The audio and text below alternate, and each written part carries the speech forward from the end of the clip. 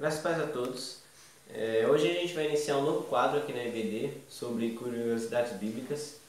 Então fique ligado nas próximas EBDs, que vai ser bem interessante. E hoje a gente vai falar sobre a Arca de Noé e sobre o dilúvio daquela época. Então fiquem ligados nessa e nas próximas.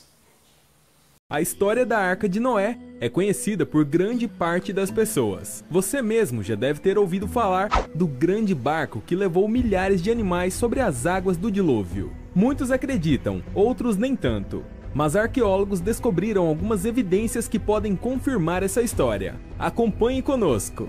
A Arca de Noé, uma grande inundação que resultou na devastação da terra no passado é uma crença de diversas civilizações antigas, como a grega, babilônica e suméria. No entanto, a narração mais conhecida é certamente a de Noé, que ficou aproximadamente 370 dias com sua família e animais dentro da grande arca. Na Bíblia, o grande barco teria quase 150 metros de comprimento e 15 metros de altura, tendo seu tamanho comparado com o porta-aviões USS Kitty Hawk da década de 60.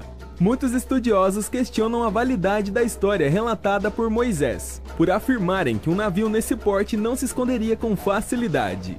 Arca encontrada. No entanto, em 1959, um piloto turco tirou uma foto no Monte Ararat, do que parecia ser uma embarcação próxima ao topo do monte. Na época, a possível arca não levantou grande interesse da comunidade científica. E foi só em 1978, após um terremoto na Turquia Oriental, que um arqueólogo chamado Ron se dedicou ao estudo do local. Este arqueólogo inicialmente mediu a formação que estava sobre as montanhas para conferir se batiam com a descrição das escrituras hebraicas. O que ele descobriu foi que as medidas eram quase que exatas com as mencionadas na Bíblia, mesmo com algumas diferenças que foram descritas pelo arqueólogo como causadas pela ação do tempo sobre a arca. Outras provas. Muitas críticas surgiram contra o descobrimento dele. Os arqueólogos alegavam que faltava evidências de que não se tratava apenas de uma formação rochosa e duvidaram do pesquisador, pelo fato dele não ser realmente um arqueólogo formado. Por causa da necessidade de procurar maiores evidências, outros pesquisadores começaram a buscar por mais informações sobre o local que a suposta arca estaria. O que eles acharam anos mais tarde foram pedaços de madeira petrificada das bordas da embarcação, e após eles cavarem um pequeno buraco na arca, eles acharam restos de estrume dos animais à base de um chifre e o que eles acreditaram ser cabelo humano. Evidências do dilúvio. A partir daí, diversas evidências começaram a surgir sobre o barco, como por exemplo, pedras que teriam mantido a embarcação estável no meio do dilúvio e pedaços de metal que constituíam parte do navio.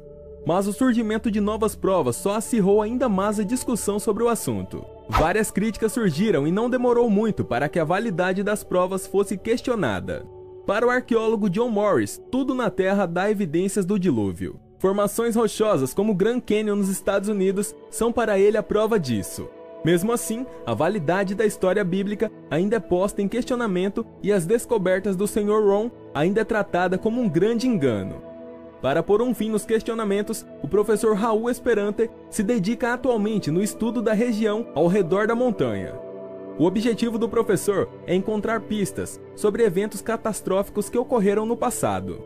Infelizmente, o professor só irá revelar suas descobertas no final do estudo, quando ele pretende trazer provas conclusivas sobre a verdadeira Arca de Noé. E aí, curiosos? Você acredita ou não que possa ser realmente a Arca de Noé nessas imagens?